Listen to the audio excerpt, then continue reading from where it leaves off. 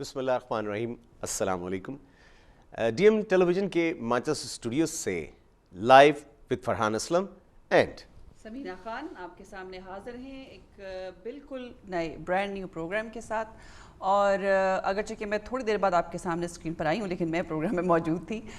ये प्रोग्राम बिल्कुल नया है, लेकिन डिस्कशंस वही होंगी, करंट इश्यूज़ पे बात करेंगे हम। और ये program every Monday, Tuesday, Wednesday रात 10 बजे आपके लिए पेश किया जाएगा। यानी कि सोमवार, मंगल और बुध को रात 10 बजे ये प्रोग्राम समीना खान और फरहान असलम लेकर आपके सामने हाजिर होंगे और बात करेंगे हम करंट इश्यूज़ पर। जी जनाब, करंट इश्यूज़ पे बहुत से शोज़ होते हैं, बहुत सी बातें होती हैं, लेकिन एक थोड़ा सा हम कोशिश ये करेंगे कि गैर जानिबदाराना तबसरा किया जाए चीज़ों के ऊपर, टिल्ट किए बगैर, क्योंकि ज़ाहिर है ज़ाती राय हम कोशिश करते हैं कि हमारी ज़ाती राय असरअंदाज ना हो उन अहम मामलात के ऊपर जिस पे हम गुफ्तगू करने जा रहे हैं।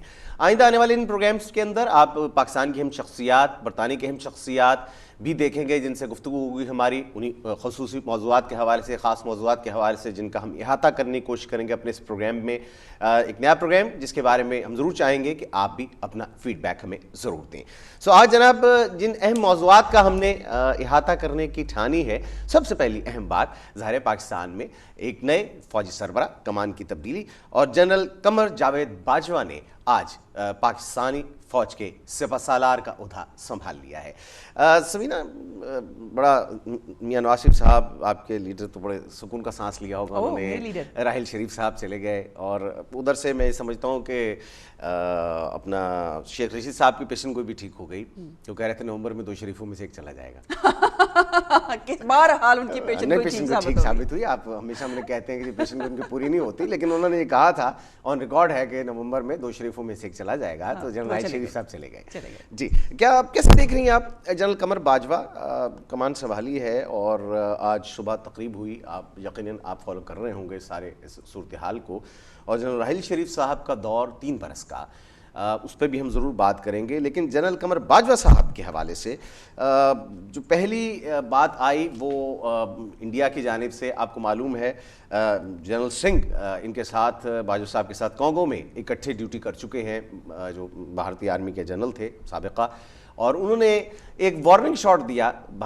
इंडियन हुकूमत के लिए कि अब आप ज़रा लाइन ऑफ कंट्रोल पर जो खिलाफ वर्जियाँ करते हैं वो करते हुए ज़रा थोड़ा सा सोच समझकर अब ये मामला देखिएगा, क्योंकि जनरल साहब जो हैं वो शायद उतनी बर्दाश्त का मुजाहरा ना करें जितनी बर्दाश्त का मुजाहरा जनरल राहिल शरीफ साहब करते रहे हैं। अच्छा फरहान साहब, इसमें बड़ी इंटरेस्टिंग बात जो नए चीफ़ ऑफ आर्मी स्टाफ की जो तकर्री की गई, इस पर भी सवाल उठ रहे हैं, और बहुत से लोगों, कल भी आप भी डिस्कस करे थे मेरे साथ कि भी 4 जर्नल थे जो कि सीनियर थे इनसे, और इनको नवाज शरीफ साहब ने इनकी जो सिफारिश की प्रेसिडेंट से, और प्रेसिडेंट ने फिर इनको अपॉइंट किया, इनकी तकर्री की। इसकी वजह क्या थी, और इसकी जो वजह है जिस पे लोग आज बात कर रहे हैं, सुनना भी चाहते हैं कि जनरल कमर बाजवा जो हैं वो 16वें चीफ़ ऑफ आर्मी स्टाफ है, 16th chief of army staff हैं, और ब्लोच रेजिमेंट, इन्फेंट्री का जो ब्लोच रेजिमेंट है इनसे इनका ताल्लुक रहा।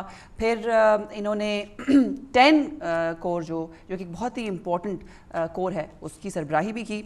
और इसके अलावा वो जैसे फरहान साहब ने मेंशन किया कि जो अमन मिशन था यूनाइटेड नेशन का कॉन्गो में, उसमें भी इन्होंने सर्व किया, और वहाँ पर इनके बारे में ये भी मशहूर है कि जी कोई भी डिसीजन जब ये करते हैं तो फ़ौरन से डिसीजन करते हैं। अब फ़ौरन का जो डिसीजन है वो समटाइम्स अच्छा हो सकता है, बाज़ औक़ात हो सकता है कि इसके नतीजे अच्छे ना हो, लेकिन मेरा ख्याल है कि एक बहुत ही अहम जिम्मेदारी, जैसे उन्होंने आज ख़ुद भी कहा कि मुझ पर एक बहुत अहम जिम्मेदारी मुश्किल वक्त में डाली गई है, लेकिन जनरल राहिल शरीफ का जो दौर था वो भी बहुत मुश्किल था, और जिस तरीके से उन्होंने फ़ौज की कमांड की है, फ़ौज को आगे लेकर चले हैं, जो नए हमारे चीफ़ ऑफ आर्मी स्टाफ हैं उन्होंने डेफिनेटली इस बात के लिए तैयार भी होंगे, उनको पता होगा कि उन्होंने आगे क्या करना है। लेकिन ये कहा ही जा रहा है कि ये क़यादत की तब्दीली नहीं है, ये सिर्फ़ और सिर्फ फ़ौज के सरबराह की तब्दीली है। लेकिन क्या इसके साथ फरहान साहब पॉलिसी चेंज नजर आएगी हमें? देखिए, मेरी जहाँ तक सारी मामलात का ताल्लुक़ है, जितने पिछले आर्मी चीफ गुजरे हैं जनरल परवेज़ मुशर्रफ के बाद से लेकर जनरल राहिल शरीफ तक, तो आप देखेंगे कि फ़ौज की जो लैंग्वेज है, बॉडी लैंग्वेज है, वो चेंज होती हमें दिखाई दी।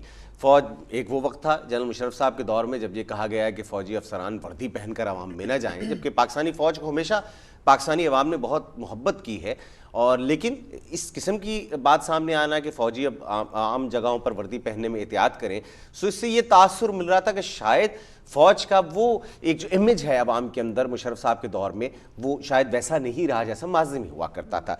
लेकिन जनरल राहिल शरीफ साहब जब आए तो आप देखें कि सिर्फ एक शख्स तब्दील हुआ, लेकिन उस एक शख्स तब्दीली ने कितना बड़ी एक तो इमेज चेंज की फौज के हवाले से कि फौज उतनी ही हर दिल अजीज़ है। खुसन राहिल शरीफ साहब ज़रूरत से ज़्यादा हर दिल अजीज़ रहे। ज़रूरत से ज़्यादा से मुराद मेरी ये है कि माज़ी के जितने भी सरबराहान गुजरे हैं उनमें सबसे ज़्यादा इनको पसंद किया जाता रहा। राहिल शरीफ साहब बड़े असूलों के पाबंद दिखाई दिए हमें। एक बार उन्होंने कह दिया कि एक्सटेंशन नहीं लूँगा, साल पहले जब फाइन चल रही थी तो एक्सटेंशन नहीं ली उन्होंने। उन्हें ओहदा जो एक एजाज़ी ओहदा होता है वो पेश किया गया जनाब कि आप आ जाइए फील्ड मार्शल का, उन्होंने उससे भी इनकार कर दिया कि भाई ये एजाज़ी ओहदा तो मैं लेने नहीं चाहता, ना ज़रूरत है। सो एक बड़े प्रोफेशनल फौजी के तौर पर आप सामने आए और आपने कहीं कमज़ोरी नहीं दिखाई। पहले ये कहा गया था कि ज़रब जो शुरू हुई उससे पहले कि जगह जनूबी वज़ीरिस्तान में, शुमाली वज़ीरिस्तान में कार्रवाई होती है तो हमारे पास इतनी फ़ौज नहीं है, ओवर स्ट्रेच हो जाएंगे हम। माजी के फ़ौजी सरबराहान की इसी किस्म की स्टेटमेंट्स और हुकूमतों की स्टेटमेंट्स हमें सुनने को मिलती रहीं। लेकिन जब आप आए, डिसाइड हुआ एक बार कि हाँ अब इस पे अमल करना है, तो मुल्क में एक हैरतअंगेज़ तब्दीली देखने में आई। वो इलाके पाकिस्तान के जहाँ शायद कोई दिन ऐसा नहीं जाता था कि जब कोई खुदकुश हमला ना हो या कोई बम धमाका ना हो या दहशतगर्दी कार्रवाई ना हो, वहाँ पर भी अब ये अल्हम्दुलिल्लाह ये सिचुएशन है कि अब महीनों गुजर जाते हैं तो अल्लाह के फजल से कोई ऐसा वाक़या नहीं होता। सो जहाँ तक उसमीना आपकी बात का ताल्लुक़ है कि सिर्फ एक सरबराह की तब्दीली है, सरबराह की तब्दीली बड़ी मैटर करती है। अब देखिए कि जो 4 सीनियर जर्नल थे उसमें से 2 तो चौथे नंबर पे थे जनरल बाजवा साहब, और एक उन्होंने जनरल जुबैर जो है उन्हें अब ज़ाहिर है कि वो जॉइंट चीफ ऑफ स्टाफ बन गए। 2 इधर आ गए। अब ये अपने नए कोर कमांडर्स सिलेक्ट करेंगे, अपनी टीम सिलेक्ट करेंगे करना क्या है। सो आई थिंक कि जब फौज में कोई भी फैसला होता है, आखिरी फैसला बेशक चीफ ऑफ आर्मी स्टाफ का है, लेकिन कोर कमांडर्स का जब इजलास चल रहा होता है तो उनकी राय बड़ी अहमियत की हामिल होती है, उसका वजन होता है। ये नहीं होता कि चीफ मर्जी है चीफ की, करना चाहें तो बिल्कुल अपोजिट भी जा सकते हैं इनकी राय के, लेकिन नॉर्मली चीफ एहतराम करते हैं इस बात का कि उनके कोर कमांडर्स क्या चाह रहे हैं, फौज क्या चाह रही है, आम ग्रास रूट लेवल से क्या बात हो रही है एक सिपाही की। सो सबको वो मैटर करता है। सो आई थिंक कि इनकी टीम जो सामने आएगी उसके बाद हमें अंदाज़ा होगा कि किस हद तक सूरत हाल में तब्दीली आती है। और खुसन पहली कोर कमांडर कॉन्फ्रेंस के बाद जो एलामिया आएगा, I think that is very important as well. उससे एक बॉडी लैंग्वेज हमें पता चलेगी, एक फ्यूचर का इनका क्लायमल पता चलेगा कि अब आर्मी किस नहज पे जा रही है। और वैसे भी जनरल राहिल शरीफ ने जाते जाते ये भी कह दिया कि जो हम तहम्मुल का मुजाहरा कर रहे हैं, इंडिया उसको हमारी कमज़ोरी ना समझे। और जैसे आपने ख़ुद कहा कि जो Indian former chief of staff थे उन्होंने कह दिया कि जी अब इंडिया को सोच समझ के बॉर्डर पर खिलाफ वर्जी करनी चाहिए कि अब जो नए चीफ आ गए हैं वो कोई भी फैसला कर सकते हैं। लेकिन यहाँ एक बड़ी इंपॉर्टेंट बात जो मुझे नज़र आ रही है कि जो जनरल कमर बाजवा की जो सिलेक्ट किया गया as a chief of army staff बनाएगा, सरबराह बनाएगा फ़ौज का, जनरल राहिल शरीफ ने जब ज़रब ऑपरेशन का आगाज़ किया तो ये उन लोगों में से थे जिन्होंने जो इस फैसले में शामिल थे और इनकी सजेशन थी। रेंजर्स का जो ऑपरेशन कराची में स्टार्ट हुआ, एक कामयाब ऑपरेशन, उसका भी ये हिस्सा रहे। याद ये कि जनरल राहिल शरीफ के जो इंपॉर्टेंट डिसीजंस थे उसमें जनरल कमर बाजवा शामिल थे। और मेरे ख्याल में इनको उस चीज़ का एहसास और जिम्मेदारी का भी एहसास तो होगा डेफिनेटली, लेकिन उनको उन की पॉइंट्स का पता होगा कि क्यों ये डिसीजन लिए गए, ये ऑपरेशन कैसे कंटिन्यू करने, इसको कैसे कामयाबी से आगे पहुंचाना है। मेरे हिसाब से ये बड़ा इंपॉर्टेंट पॉइंट है और इनकी जो तकर्री है as a chief of army staff वो बड़ी बेहतर रहेगी इन दोनों ऑपरेशन के हवाले से। देखिए अब एक और इसमें जो स्पीचेस हुई, राहिल शरीफ साहब की स्पीच भी आई और ये कहा गया कि टास्क अभी भी बहुत बड़ा है। राहिल शरीफ साहब ने कहा, जराइम पेशा अफराद का हवाला उन्होंने दिया, ये करप्शन का मामला जो था उस पर बात हुई कि गठजोड़ है करप्शन का और दहशतगर्दी का, आपस में वही पैसा इस्तेमाल होता है। अब जनरल बाजवा जो है किस हद तक उसको कैरी करना चाहेंगे, ये जनरल बाजवा साहब की चॉइस हमें आने वाले दिनों में पता चल जाएगी।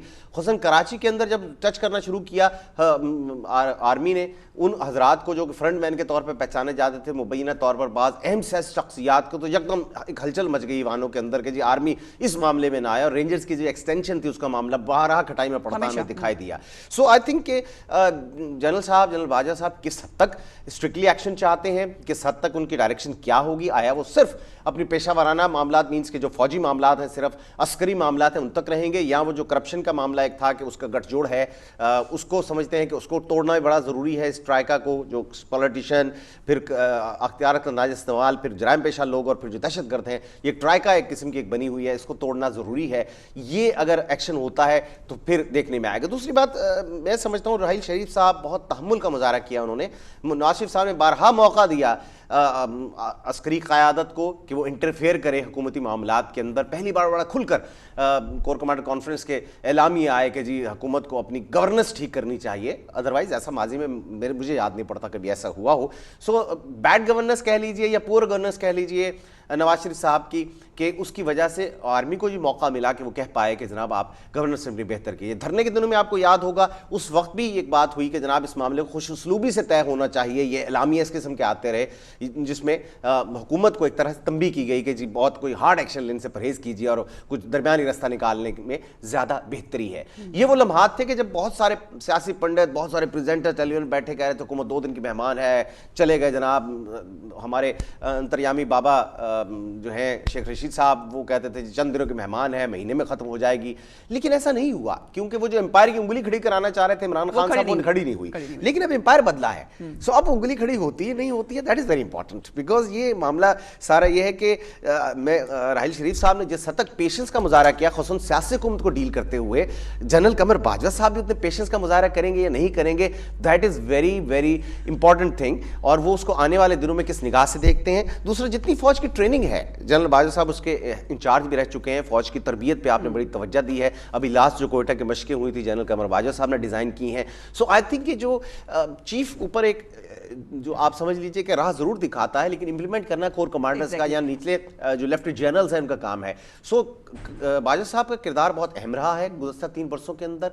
आइंदा 3 बरस जो वो गुजारेंगे एज अ चीफ, उसमें किस हद तक वो स्ट्रांगली बाहर आते हैं, इंडिया को क्या स्ट्रांग मैसेज जाता है, दहशतगर्दों को क्या स्ट्रांग मैसेज जाता है, सियासी करप्शन के जो ये एक गठजोड़ है, सियासत, करप्शन और फिर ये सारे जराइम पेशा, इसको क्या मैसेज देते हैं वो और कैसे से डील करते हैं। क्योंकि बज़ाहिर तो ये लगता है कि जनरल बाजवा साहब भी कॉम्प्रोमाइज़ नहीं करेंगे और शायद ज़्यादा सख्तगीर साबित हो जनरल राहिल शरीफ से। बिल्कुल। और इसमें जितने भी चीफ ऑफ आर्मी स्टाफ गुजरे हैं, मैंने देखा है कि ये वाहिद ऐसे चीफ ऑफ आर्मी स्टाफ हैं, पहले भी हुआ होगा लेकिन मुझे कहीं रिसर्च में नज़र नहीं आया ना, मैंने पढ़ा कि ये इंस्ट्रक्टर रहे हैं मुख्तलिफ जो आर्मी के जो ट्रेनिंग स्कूल्स होते हैं। और सबसे इम्पोर्टेंट बात के लिए ये कि कोयटा एक ऐसा स्टेशन है आर्मी के लिए जो बड़ा इम्पोर्टेंट होता है, और ये कमांडर रहे हैं इन्फेंट्री स्कूल के और कोयटा में, और इंस्ट्रक्टर रहे हैं मुख्तलिफ जो ट्रेनिंग स्कूल्स हैं। ये बहुत इंपॉर्टेंट एक तो एस्पेक्ट है। दूसरा, आज उन्होंने मीडिया के साथ जब बात की और मैंने उनको देखा कि बड़े अच्छे, बड़े फ्रैंक मूड में मीडिया के साथ थे। उन्होंने कहा कि मीडिया पे जिम्मेदारी है कि फ़ौज का मोराल बुलंद करें और हम फ़ौज को मीडिया को साथ लेकर चलेंगे। ये बहुत ही इंपॉर्टेंट बात थी, बहुत ही इंपॉर्टेंट पॉइंट था। लगता ये है कि सोशल मीडिया, और जिस तरीके से पिछले 3 सालों में राहिल शरीफ साहब का दौर रहा, आपने देखा कि ISPR ट्विटर पे और सोशल मीडिया पे बहुत ज़्यादा आपको एक्टिव नज़र आया। कोई भी ऐसा कन्फ्यूजन क्रिएट करने की कोशिश करता था तो फ़ौरन ट्वीट आता था कि ऐसा नहीं है, ये गलत है। और स्पेशली एम्पायर की उंगली की जो बात इन्होंने की, उस दौरान भी आसिम बाजवा ने और ISPR ने ट्विटर के ऊपर इसको काफ़ी एक्टिवली रन किया और कहा कि फ़ौज किसी भी तरह से इसके साथ इन्वॉल्व नहीं है। फिर जब रूमर्स आए कि शायद राहिल शरीफ साहब एक्सटेंशन ले लें या उनको फील्ड मार्शल जो ऑफ़र किया गया वो एक्सेप्ट कर लें, उसमें भी ट्विटर पर और सोशल मीडिया पर बताया गया लोगों को कि ऐसा नहीं होगा और वो एक्सटेंशन नहीं लेंगे। और एक मरतबा फिर जो नए आर्मी चीफ आए उन्होंने कहा कि मीडिया को वो साथ लेकर चलेंगे। इसका मतलब है कि रिसेंटली जो सर्जिकल स्ट्राइक्स की इंडिया ने और जिस तरीके से उन्होंने पाकिस्तान को एक तरह से कमज़ोर मुल्क दिखाने की कोशिश की, पाकिस्तानी फ़ौज ने मीडिया का भरपूर इस्तेमाल किया और जितने भी मीडिया के नुमाइंदगान थे उनको फ्रंट लाइन पर भी लेके गए। और अभी आपने देखा होगा कि रिसेंटली मीडिया ने आपको दिखाया कि किस तरीके से इंडियन चौकियों को उड़ाया गया और उसको फिर सबूत के तौर पर पाकिस्तानी अवाम को दिखाया गया कि हम कार्रवाई और ऑपरेशन कर रहे हैं। हाँ, इसमें एक और मैं इंटरेस्टिंग बात भी है, मैं बिंग जर्नलिस्ट में बात करूंगा, अफसोसनाक थोड़ा सा इसका एक पहलू भी है, वो ये है कि मीडिया भी हमें बाज़ ये लगता है कि पाकिस्तानी फ़ौज को हम शायद हमसाया ममालिक की फ़ौज समझते हैं और ऐसा बयान बयानात, ऐसे क्रिटिसिज्म हमें नज़र आया बाज़ सियासतदानों की जानिब से हुकूमती हलकों में और बाज़ ऐसे जर्नलिस्टों की जानिब से। जर्नलिस्ट तो मैं नहीं कहूँगा, एंकर पर्सन और जर्नलिस्ट में बड़ा फ़र्क होता है। हमारे यहाँ वो इतना गड़बड़ हो गया पाकिस्तान में कि हर एंकर पर्सन जर्नलिस्ट है और उसको ये पता, वो उसका ये ख्याल है कि उसे दस्तरस है सारे मौज़ूआत के ऊपर, जो मुमकिन नहीं है, ह्यूमनली पॉसिबल नहीं है। और फ़ौज के ऊपर इस किस्म की क्रिटिसिज्म किया गया। मैं समझता हूँ कि चंद एक अदारे ही पाकिस्तान में बचे हैं कि जो बहुत ज़्यादा मुस्तहकम बुनियादों पर खड़े हैं, जिसमें प्रॉपर एक प्रोफेशनल सिस्टम है, जिसमें फ़ौज एक मुमताज़ इदारा है, दुनिया की छठी बड़ी आर्मी है। और हम बाज़ औक़ात उनके बारे में बात करते हुए इतनी ही रेकलेसनेस का मुजाहरा करते हैं जो हमें नहीं करनी चाहिए। सो इमेज बिल्डिंग की जहाँ बात अभी शमीना कर रही है, तो इमेज बिल्डिंग में आई थिंक कि फ़ौज का बड़ा, फ़ौज के जहाँ पे अपना एक रोल है, जैसे उन्होंने कहा कि सोशल मीडिया यूज़ करना, मीडिया बहुत इंपॉर्टेंट है। और तीसरी बात मैं समझता हूँ कि सियासतदानों को भी बात करते हुए एहतियात करनी चाहिए। हमारी अपनी फ़ौज है, मैंने किसी और मुल्क के सियासतदान को उसकी अपनी फ़ौज के बारे में ऐसे रिमार्क्स देते नहीं सुना जैसे हमारे पास वज़रा ने दिए। सो आई थिंक कि हमें भी अपना किबला दुरुस्त करना होगा। हमारी अपनी फ़ौज है, अगर हम अपने इदारों का एहतराम नहीं करेंगे तो बाहर से कोई आकर हमारे इदारों का एहतराम नहीं करेगा। बहरहाल best of luck to general Bajwa. यही बात कही थी जनरल राहिल शरीफ ने गाड़ी में बैठते हुए, उन्होंने कहा जी क्या सरगोशी की गई, बड़ा वो मुख्तलिफ नशाती इदारों ने कहा जी, उन्होंने कहा बेस्ट ऑफ लक। सो मैं भी ज़रूर यहाँ से मैं और शमीना बेस्ट ऑफ लक कहना चाहेंगे जनरल बाजवा को। ह्यूज टास्क जो उन्होंने उनके पास आया है, ये कोई फूलों की सेज नहीं है चीफ ऑफ आर्मी स्टाफ बनना, खुसूसन पाकिस्तान जैसे मुल्क में जहाँ बेताशा मसाइल हैं। और जनरल राहिल शरीफ साहब ने जहाँ पर छोड़ा है बार बहुत हाई कर दिया है उन्होंने, उस बार को मजीद स्टैंडर्ड उससे हाई बाजवा साहब से लोग एक्सपेक्ट करेंगे कि उससे भी ज़्यादा प्रोफेशनलिज्म, उससे भी ज़्यादा बेहतरीन एक कारकर्दगी का मुजाहरा करें। सो यकीनन general Bajwa is capable of that, we are 100% sure about it. और हम एक्सपेक्ट कर रहे हैं कि वो उनसे भी ज़्यादा बेहतर एक मिसाल कायम करेंगे। बहरहाल हमारी नेक दुआएं, नेक तमन्नाएं उनके साथ हैं। एंड शुक्रिया अदा करना चाहेंगे जनरल राहिल शरीफ साहब का, जिन्होंने पाकिस्तान में ज़ाहिर है कि ऐसी तब्दीली लेकर आए कि अल्हम्दुलिल्लाह पाकिस्तान में अब अमन है, सूरत हाल बहुत बेहतर है। और अब हमारे बच्चे, हमारे बुजुर्ग, हमारे भाई बहनें, बेटियां घर से बाहर जा सकते हैं इस खौफ के बगैर कि कहीं कोई दहशतगर्दी का हमला ना हो जाए। खुसूसन KPK में आप देखिए तो कोई दिन नहीं जाता था कि जब ऐसा मामला नहीं होता था। बहरहाल अल्लाह के फजल करम के बाद यकीनन पाक फ़ौज को इसका सहरा जाता है और हमारी सियासी क़यादत को भी यकीनन, क्योंकि उन्होंने भी उनका साथ दिया। Before we move on to the next topic, मैं एक बात सिर्फ कहना चाहूँगी कि फरहान साहब, ये मेरी और आपकी जिम्मेदारी भी है। हमने मीडिया की बात की कि बहुत से लोग हैं जैसे वो पाकिस्तानी जो जनरल राहिल शरीफ से बहुत ज़्यादा उम्मीदें लगाए बैठे थे, उन्होंने उनकी उम्मीदों पर पूरा भी उतरे, लेकिन वो उम्मीद कर रहे थे और एक्सपेक्ट कर रहे थे कि राहिल शरीफ 3 साल की एक्सटेंशन ले लें। उनकी सोच के मुताबिक ये बहुत अच्छा होता अगर 3 साल वो आगे रह जाते हैं, हमें बड़े अरसे बाद एक अच्छा जर्नल मिला है। उनको ये समझाना भी बहुत ज़रूरी है कि इनका जाना नहायत ज़रूरी था। इन्होंने बहुत अच्छा काम किया है, बहुत अच्छा इज़्ज़त के साथ अपना टेन्योर पूरा करके जा रहे हैं। ये इसलिए ज़रूरी था इनका जाना कि पाकिस्तान में बहुत अरसे के बाद एक ट्रेंड सेट हुआ है कि एक जर्नल जो चीफ ऑफ आर्मी स्टाफ रहा है, वो अपनी मुद्दत पूरी करने के बाद किसी दूसरे को मौका दे रहा है कि उसका भी हक बनता है वो भी as a chief of army staff है, बजाय इसके कि जनरल कियानी की तरह एक्सटेंशन ले लेते। और ये एक बहुत अच्छा कदम है हमारे मुल्क के लिए। मुझे अब यकीन है कि जिस तरीके से हमारे मामलात बेहतर तरीके से जा रहे हैं, सिविलियन गवर्नमेंट्स भी जमहूरी तरीके से 5 साल गुजार कर जा रही हैं और हमारे जो फौजी हुक्मरान हैं वो भी 3 साल के बाद जा रहे हैं, तो जो नया जर्नल है, एक जर्नल का बनना और चीफ ऑफ आर्मी स्टाफ के ओहदे तक पहुँचना बहुत मुश्किल से गुजर के जाना पड़ता है उनको। उनकी प्रॉपर ट्रेनिंग होती है, प्रॉपर ग्रूमिंग होती है और हम एक्सपेक्ट करेंगे अपने हर चीफ ऑफ आर्मी स्टाफ से कि वो इसी तरीके से, जैसे जनरल राहिल शरीफ ने कमांड की है और जैसे फरहान साहब ने कहा कि एक बहुत ही ऑप्टिमम स्टैंडर्ड सेट करके गए हैं, हमें उम्मीद रखनी चाहिए कि जो आने वाले हमारे जर्नल हैं वो उससे ज़्यादा बेहतर तरीके से पाकिस्तान की खिदमत, पाकिस्तानी नेशन की खिदमत करेंगे इंशाअल्लाह। हमें सपोर्ट भी करना चाहिए, बड़ा ज़रूरी है। हमारी सपोर्ट के बगैर फ़ौज आगे नहीं बढ़ सकते। अवाम का जब तक ताउन ना हो, फ़ौज ज़ाहिर है कि हम में से है और हमें उनको भरपूर सपोर्ट देनी होगी। ये शक व शुबात और उल्टे सीधे बयानात, इनको ज़ाहिर है कि बिल्कुल नज़रअंदाज करके हमें अपने इदारों की सपोर्ट करना होगी। अगला टॉपिक जिस पर हम बात करना चाहेंगे आज, थोड़ी सी गुफ्तगू, आज हमारी पहले मौजूद बहुत अहम था। एक जनरल जो बहुत डेकोरेटेड जनरल जा रहे हैं और एक उनकी जगह पर एक और डेकोरेटेड जनरल आ रहे थे, इसलिए हम थोड़ा वक्त ज़्यादा हो गया। पाकिस्तानी हाई कमिश्नर ने गुज़श्ता रोज़, जो अब्दुल बासित हैं हमारे भारत में पाकिस्तान के हाई कमिश्नर, जनाब अब्दुल बासित जो हैं, उन्होंने कल एक इंडियन टेलीविज़न के साथ इंटरव्यू में गुफ्तगू करते हुए एक बार फिर कहा है कि पाकिस्तान भारत के साथ मुज़ाकरात के लिए तैयार है। और ये आपको मालूम है अगले हफ्ते अमृतसर में हार्ट ऑफ एशिया कॉन्फ्रेंस हो रही है। इस तनाजुर में अब्दुल बासित साहब बात कर रहे थे थे और ये कहा गया कि अगर भारत चाहता है तो सरताज अजीज साहब तशरीफ ला रहे हैं इस कॉन्फ्रेंस में, खसूसी मामले खसूसी हैं वज़ीर-ए-आज़म पाकिस्तान मियां मोहम्मद नवाज शरीफ के, कि वो भारत से डायलॉग्स कर सकते हैं और हमें यानी कि कोई हम शॉर्ट नोटिस के ऊपर भी बात हो सकती है। लेकिन इंटरेस्टिंग बात यह है कि दोनों कंट्रीज़ के अंदर जब भी कभी डायलॉग की बात हुई है उस वक्त ही कोई ना कोई ऐसा मामला भारत की जानिब छिड़ गया है। कभी किसी फौजी कैंप पे हमला हो जाता है और कभी कोई और मामला ऐसा बाहर आ जाता है कि लगता है कि जानबूझकर इन मुज़ाकरात को या पाकिस्तान के अच्छे जेस्चर को भारत की जानिब से सबोताज करने की कोशिश की जा रही है।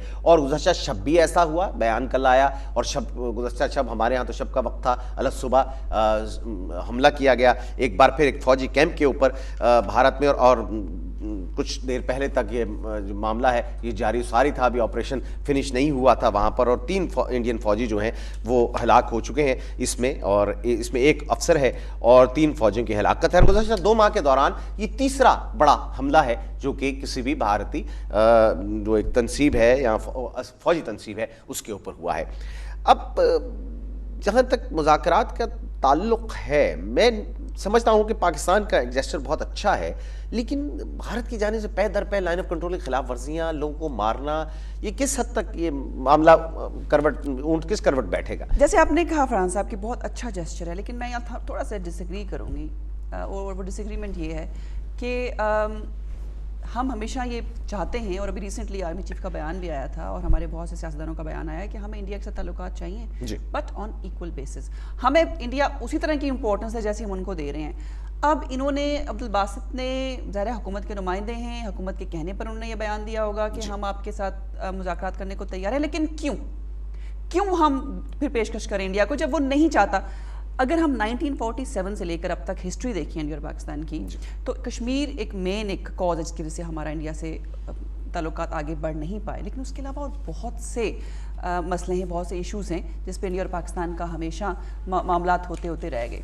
अगर हम जो हमारे रिसेंट समिट हुए हैं जिसमें शिमला समिट है, फिर जब मुशर्रफ साहब गए थे इंडिया और आगरा समिट है, फिर रिसेंटली लाहौर समिट हुआ, लेकिन उसके बावजूद जैसे ही हमारा कहीं मुज़ाकरात पर आमादगी जाहिर होती है, डेट करीब आने लगती है, तो कहीं ना कहीं इंडिया में हमला हो जाता है। और ये इंडिया में ही हमला होता है, पाकिस्तान में नहीं होता।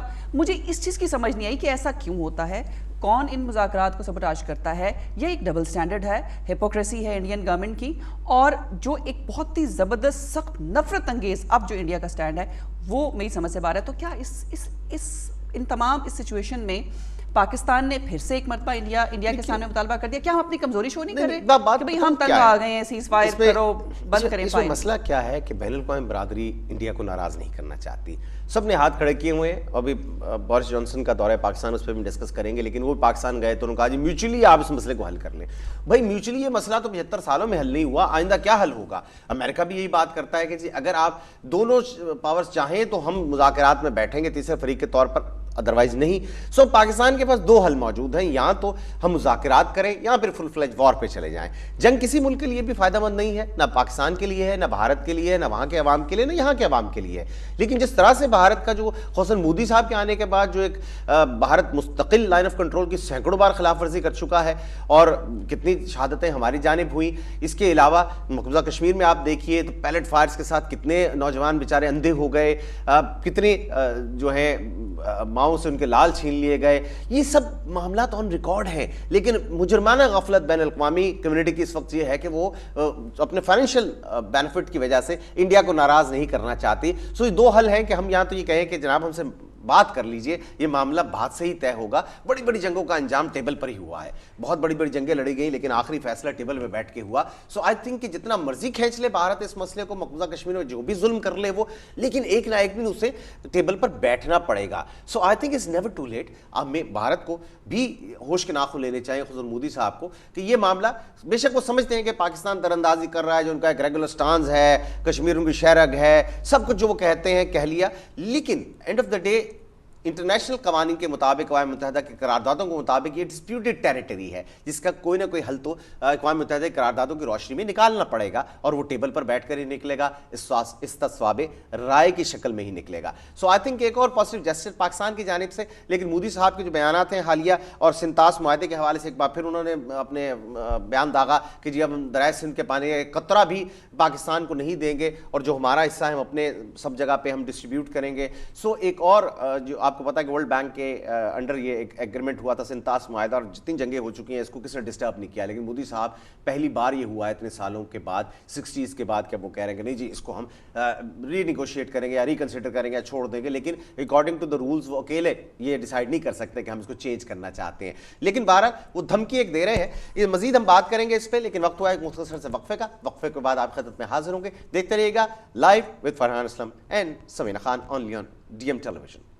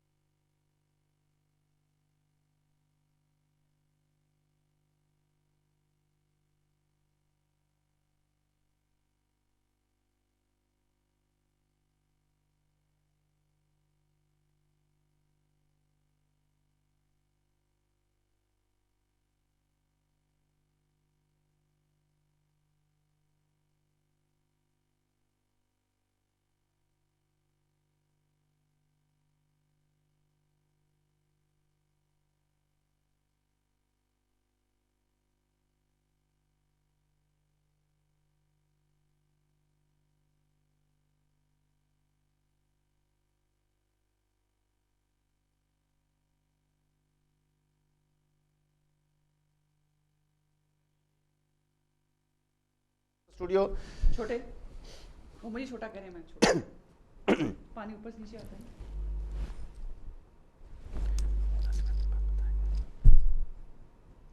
स्पीच नहीं चलाई जनरल राइट की स्पीच नहीं चलाई। आई नहीं, वो भेजी तो भेजा ही कुछ नहीं।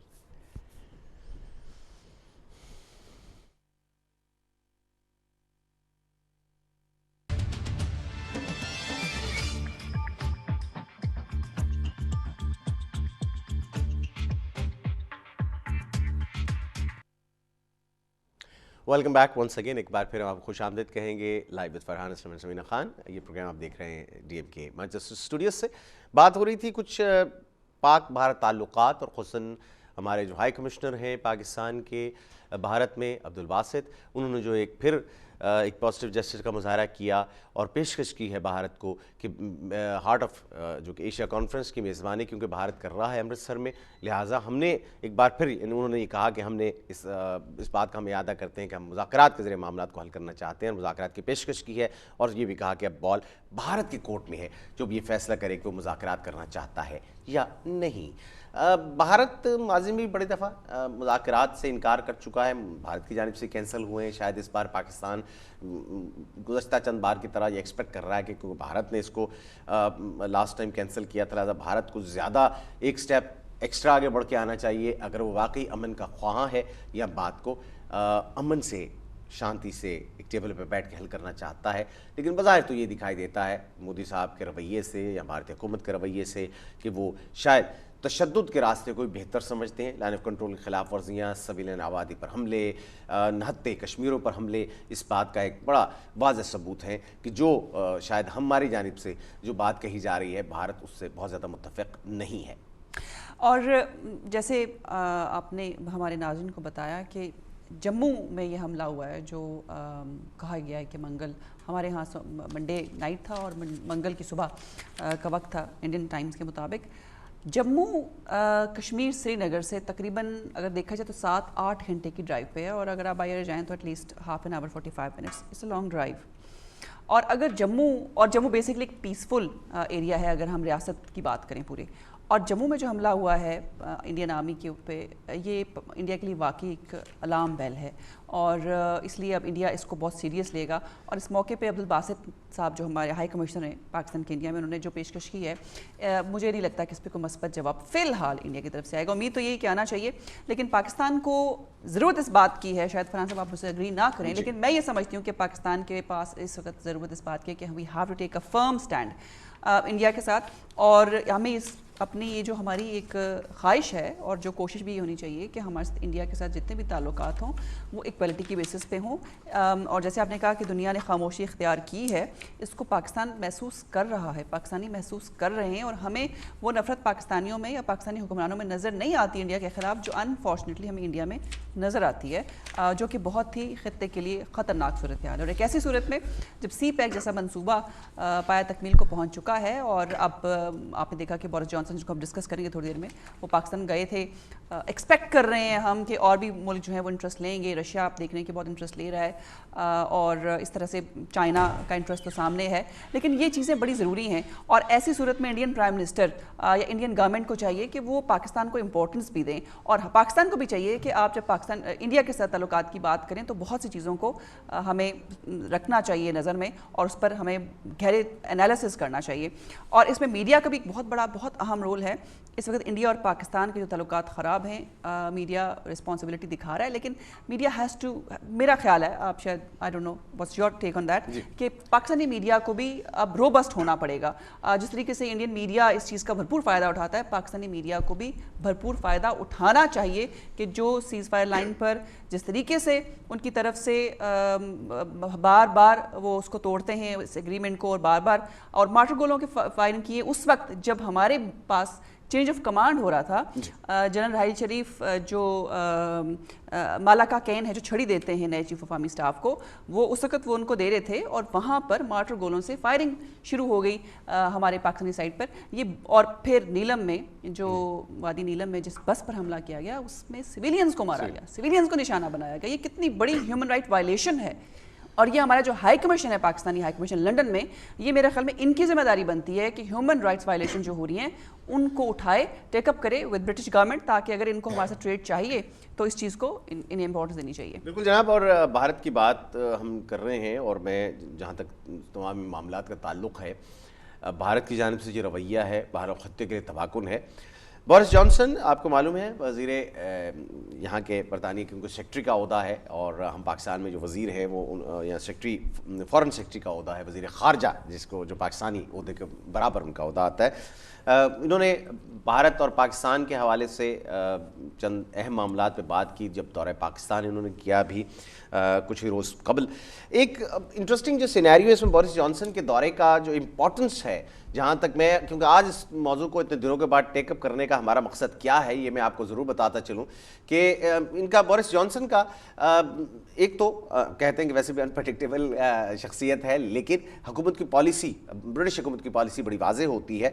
बरतानिया और पाकिस्तान किस हद तक इम्पॉर्टेंट है एक दूसरे के लिए, खुसूसन पाकिस्तान के लिए बरतानिया के साथ किस हद तक इम्पॉर्टेंट है, इसके बारे में मैं आपको ये बताता चलूँ। 2 बिलियन की ट्रेड है इस वक्त, हमारी 2 अरब डॉलर की ट्रेड है इस वक्त पाकिस्तान और यूनाइटेड किंगडम के दरमियान। अभी आपको मालूम है कि हमें यूरोपीय यूनियन के अंदर खसूसी स्टेटस हासिल है तिजारत के हवाले से, और उसमें हमारी तकरीबन 20 से 25% जो प्रोडक्ट्स हैं, इसमें कॉटन की हैं, दीगर प्रोडक्ट्स हैं, वो बग़ैर किसी ड्यूटीज़ के आती हैं, और 70% जो है वो रियायती नरखों पर, जो रियायती एक ड्यूटी हमें दी गई है उस पर वो आती हैं। सो ये जो सारा कुछ हुआ, ये हमारे बरतानवी हुकूमत का इसमें बहुत बड़ा रोल था यूरोपीय यूनियन के अंदर रहते हुए, और ख़ुसूसन हमारे बहुत से MEPs जो कि पाकिस्तानी ओरिजिन MEPs हैं, उन्होंने बड़ा अहम किरदार इसमें अदा किया था। और अब बरतानिया जब ब्रेक्सिट के बाद ज़ाहिर है यूरोपीय यूनियन से अलग हो रहा है, तो पाकिस्तान जो ट्रेड कर रहा है उस पर एक बहुत बड़ा धचका आएगा। बहुत पहले ही पाकिस्तान ट्रेड डेफिसिट का शिकार है, so it will be big gap जो हमारी इंपोर्ट्स और एक्सपोर्ट्स के दरमियान है। सो बोरिस जॉनसन का दौरा एक बहुत अहम दौरा था, क्योंकि बरतानी हुकूमत को भी ये इशू दरपेश है कि पहले सारी ट्रेड डील्स जो है वो यूरोपीय यूनियन करती थी, अब बरतानिया को अपने तौर पर करनी पड़ेंगी। सो बरतानिया के एक बार फिर हर मुल्क से जाकर अपने तजारती रवाबित को इस्तवार करना होगा नए सिरे के साथ, और पाकिस्तान भी ज़ाहिर है कि चाहता है कि ये टाइज पहले से बेहतर हो और तजारत को बेहतर किया जाए। और ख़ुसूसन CPEC के हवाले से बोरिस जॉनसन ने बड़ी ही मैं समझता हूँ कि उम्मीद अफजा बातें की कि बहुत अहम प्रोजेक्ट है, और जो सिल्क रूट ज़माना कदीम का था, उन्होंने कहा कि इसको एक बार फिर रिवाइव किया जाए और इससे ईस्ट और वेस्ट जो है वो दोनों मिल जाएंगे। सो एक बहुत बड़ा प्रोजेक्ट है, खत्ते में बहुत बड़ी तब्दीली आ रही है। और जहाँ पर इंडिया पाकिस्तान रिलेशनशिप की बात है, तो उन्होंने कहा कि दोनों ये बूमिंग इकोनॉमीज़ हैं। अगर ये जो मामला है कश्मीर का एक मुतनाज़ा मामला ये हल हो जाए, और दीगर जो मुतनाज़ा मामलात हैं, जैसे क्रीक है, सियाचिन है, ये अगर हल कर लेते हैं तो दोनों मुल्कों को आगे बढ़ने से कोई नहीं रोक सकता। लेकिन उन्होंने कहा कि अभी तक ज़ाहिर है कि हम इस मामले में उलझे हुए हैं और हमें इस मसले को हल करना चाहिए। सो ब्रेक्सिट के बाद एक बड़ी नई सिचुएशन होगी एग्जैक्टली, और हम ज़ाहिर है कि कोशिश ये कर रहे हैं कि जो डैमेजेस हैं, जो पाकिस्तानी हुकूमत है वो ट्राई कर रही है कि डैमेज उनके ट्रेड को आने हैं वो कम से कम आए।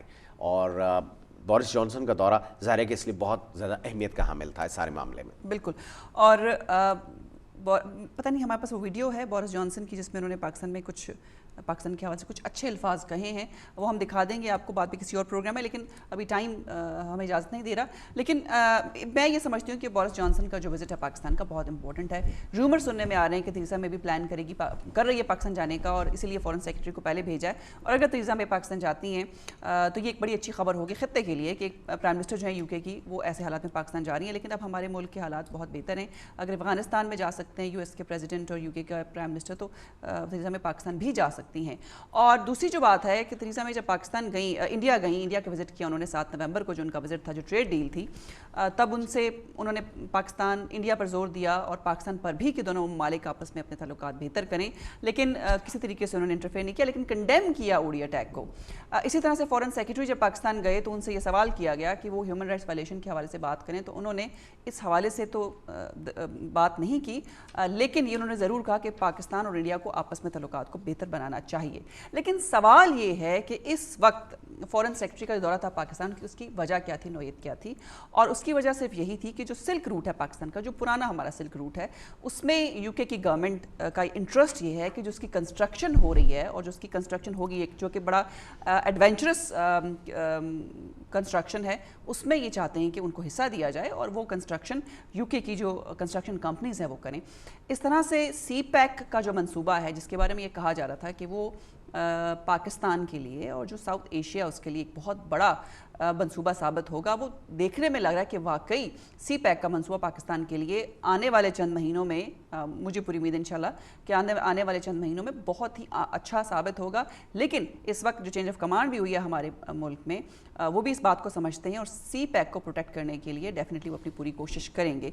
जहाँ तक बात है हमारे, जैसे फरहान साहब ने कहा कि बोरिस जॉनसन ने ये कहा कि म्यूचुअल आप सोल्यूशन ढूंढें इंडिया और पाकिस्तान दोनों मिलकर, और इसीलिए हमारे हाई कमिश्नर जो इंडिया में उन्होंने पेशकश भी कर दी इंडिया को कि अगर आप कहेंगे तो हार्ट ऑफ एशिया कॉन्फ्रेंस में हम आपके साथ बैठकर बात कर सकते हैं। इस वक्त बिज़नेस बहुत अहम होता है और क्योंकि यूके निकलने वाला है यूरोपियन यूनियन से, जो वो अपनी तैयारी कर रहे हैं और उनको इस वक्त पाकिस्तान और इंडिया दोनों से बिज़नेस चाहिए, तो इनसे क्या फरहान साहब उम्मीद रख सकते हैं कि हमें कुछ बेहतर मामलत मिलेगी कश्मीर इशू, क्योंकि कश्मीर कॉन्फ्लिक्ट एक वाहिद कॉन्फ्लिक्ट नहीं है पाकिस्तान और इंडिया के दरमियान। अब तो आपने देखा होगा कि MKM ने एक करारदाद जमा करी कि जूनागढ़ को फ़ौरन पाकिस्तान का हिस्सा बनाया जाए और जूनागढ़ जो है वो पाकिस्तान की एक्सेशन, उस वक्त के जो नवाब थे उन्होंने एक्सेशन पाकिस्तान से की थी। ये एक नया पेंडोरा बॉक्स खुल रहा है। जूनागढ़ है, हैदराबाद के हवाले से बातचीत है, वो बहुत सारे इलाके हैं जिन पे आप बात कर सकते हैं जहां पर भारत ने कब्जा कर लिया था। और बावजूद इसके कि अगर रूल वही समझा जाए जब मकबूजा कश्मीर के लिए था कि जी राजा ने कह दिया तो हो गया, तो फिर तो रूल सब जगह बराबर होना चाहिए था, लेकिन ऐसा नहीं हुआ क्योंकि भारत के पास फौज भी मौजूद थी, हम एक नया मुल्क थे, वहाँ पे इस्टेब्लिश आर्मी भी थी, ख़जाना भी था, सारे तमाम तनसीबात भी, मेन इंडस्ट्री और चीज़ें वीज़ें उनके पास थी, लिहाजा उन्होंने कब्जा कर लिया उन तमाम रियासतों पर। और पाकिस्तान क्योंकि उस वक्त लाखों महाजरीन आए थे और हम उन तमाम मसाइल से निपटने में इतने मशगूल थे कि हमारे लिए ये मुमकिन नहीं था फौरी तौर पर कि हम उस पर रिएक्ट करें या उस कब्जे को छुड़ाने के लिए भारत से कुछ जंग करें एट दैट स्पॉट। लेकिन बहरहाल मैं जहाँ तक बैनुल-अक़वामी बरादरी का ताल्लुक़ है, सिचुएशन को डिफ्यूज़ करने में जब टेंशन बढ़ जाती है तो उसमें तो बैनुल-अक़वामी बरादरी का किरदार मुसल्लमा है। अमेरिका उसमें इंटरफेयर करता है, बरतानिया इंटरफेयर करता है कि दोनों जानिब से जंग ना हो, दो एटमी ताकतें हैं आपस में ना उलझें इस हद तक कि ख़त्ते के लिए वो नुकसानदेह हो जाए। लेकिन मैं नहीं समझता हूँ कि बरतानिया या कोई भी दीगर और मुल्क इस हद तक इस मामले में इंटरफेयर करेगा। मैं इसकी वजह आपको एक बता चलूँ, मैं एक बड़े सीनियर ब्रिटिश डिप्लोमेट, मेरे उनसे एक दफ़ा बात हो रही थी और मुझे उन्होंने बड़ा एक सवाल पूछा कि भाई आप बताइए कि एक तरफ तो 1 अरब की मंडी हो और एक तरफ 18-20 करोड़ की मंडी हो, आपको दोनों मंडियों में से एक चूज़ करनी हो तो आप कौन सी चूज़ करेंगे? सो तिजारत के हवाले से अगर बात की जाए तो फिर भारत फर्स्ट चॉइस है, अगर मैं आपको इंडिया या पाकिस्तानी होने के हम चीज़ को साइड पे रखकर बात करें आपसे। दूसरी बात ये, अब जो पुराने कागजात अब बाहर आए हैं आर्काइव्स में से, 71 के अंदर पाकिस्तान भी आया, भारत से बरतानिया से रब्ता किया गया, कहा जी ठीक है हम आपके साथ हैं, आपका स्टांस बिल्कुल ठीक है, इंडिया ने हमला किया आपकी सरजमीन पर। लेकिन अंदरून खाना बरतानवी हुकूमत और भारत का आपस में ये तय हो चुका था कि हम इंटरफेयर नहीं करेंगे। बरतानवी हुकूमत ने कहा आपका जो दिल करता है कर लीजिए। यही सिचुएशन अमेरिका की भी थी, वो बहरी बेड़ा कभी ना पहुंचा पाकिस्तान जिसने आना था। सो अगर हम ये समझेंगे कि कोई बड़ी ताकत बीच में इंटरफेयर करेगी और इस मसले को हल कराएगी, तो मैं अब इस वक्त जो हालात चल रहे हैं मैं उसमें ये बात बिल्कुल 100% यकीन के साथ कह सकता हूं कि ऐसा होना मुमकिन नहीं है। लिहाजा ज़रूरत सब्र की है कि हम अपने आप को इससे तक मजबूत कर लें, मुआशी तौर पर भी जो लोगों के हम कशकोल लिए फिरते हैं, अरबों का कर्जा मौजूदा हुकूमत ने भी आकर हासिल कर लिया, ये रुपए की नहीं डॉलर्स की बात हो रही है। और हम हर चीज़ के लिए बाहर की जानिब देखते हैं कि जो मसला हल कर दें, हल तक हुकूमत गवर्नर भी सुना के रखती है तो उसके लिए भी आशीर्वाद ली जाती है कि फलां साहब को गवर्नर बना दिया जाए कि ना बना दिया जाए। सो ये जो कासल ऐसी है, ये जो ज़रूरत से ज़्यादा लोगों की तरफ देखना है, उनके सिक्कों पर पलना है भिखारियों की तरह, ये हमें छोड़ना होगा। तो एक पुरएतमाद कौम, एक गैरतमंद कौम ही अपने मामलात को हल कर सकती है। अगर आप हर जगह भीख मांगते फिर एक्सपेक्ट करेंगे लोग आपका साथ दें तो क्यों, अगर आप न्यूट्रल होकर सोचें। सो आई थिंक कि मुआशी तरक्की बहुत ज़रूरी है। मुआशी तरक्की के साथ साथ हमें अपने पाँव पर खड़ा होना होगा और सी पैक एक बहुत अहम मनसूबा है इस सिलसिले में। पाकिस्तान में एक नया, मैं समझता हूँ कि इनकलाब आएगा, रशिया इसमें शामिल होना चाह रहा है, चाइना आप ऑलरेडी ज़ाहिर है कि सी पैक उसने सारा पाकिस्तान चाइना के माबैन है, दीगर बहुत सी रियासतें इसमें शमूलियत इख्तियार करना चाहती हैं, इनके इस रूट को यूज़ करना चाहती हैं। सो आई थिंक एक नई तरक्की का दौर शुरू होगा, बशर्ते कि हम इसे ज़ाया ना कर दें करप्शन के ज़रिए, सियासी बद इंतज़ामी के ज़रिए जो अभी तक पाकिस्तान में दिखाई दे रही है। कोई ऐसा आइडियल सिचुएशन नहीं है, बाद सूबों में तो बहुत अबतर हालत है, और मरकजी हुकूमत की भी जो सिचुएशन है वो हम उसको बहुत ज़्यादा आइडियल नहीं कह सकते, बहुत बेहतरी गुंजाइश है अभी। सो आई थिंक कि जब तक हम अपने पाँव पे खड़े नहीं होंगे ये मसला कश्मीर हल नहीं होगा, यूं ही जुल्म होता रहेगा कश्मीरियों के ऊपर और यूं ही हम सिर्फ मजम्मती करारदादें पास कर करके या मुजाहरे कर करके अपने दिल की भड़ास निकालते रहेंगे, लेकिन ज़मीनी हक़ाइक़ तब्दील नहीं हो सकते। जो अभी तक मेरा ज़ाती तजर्बा है थोड़ा बहुत, जो सहाफ़त के अंदर जो मैंने देखा है, मैं इस हवाले से बात कर रहा हूँ। सो उसके लिए आई थिंक कि हमें इस काबिल होना होगा कि दुश्मन हमसे हमारे पे हमला करने से पहले या किसी को भी खिलाफ वर्जी सरत करने से पहले 2 बार सोचे कि ये अगर किया तो उसके नताइज बहुत संगीन भी हो सकते हैं। लेकिन फरहान साहब, अब जिस तरफ यूनाइटेड स्टेट्स में आपने देखा कि प्रेसिडेंट इलेक्ट जो है वो डोनाल्ड ट्रंप कुछ दिन रह गए हैं और वो ऑफिस संभाल लेंगे, और उन्होंने एक इंटरव्यू में, और ये प्रेसिडेंट इलेक्ट होने के बाद उन्होंने ये इंटरव्यू दिया जो कि बड़ा इंपॉर्टेंट था, और उसमें उन्होंने कहा कि मैं इंडिया को इम्पोर्टेंस दूंगा और ख़ित्ते में जो इंडिया है वो पाकिस्तान को वॉच करेगा और इंडिया वॉच करेगा हमारे लिए। एक यूएस प्रेसिडेंट इलेक्ट जो कि बहुत जल्द प्रेसिडेंट की कुर्सी संभाल लेंगे और उनकी जो भी फैसले होंगे या जिस तरीके से भी वो अपनी प्रेसिडेंसी को लेकर आगे चलेंगे, और वो अपने इंटरव्यू में शुरुआत में ही उनकी ये सोच ऐसी है कि इंडिया को वो तरजीह देंगे और उनको मुसलमानों से ज़्यादा हिंदू पसंद हैं और इंडिया को वो इम्पोर्टेंस देंगे।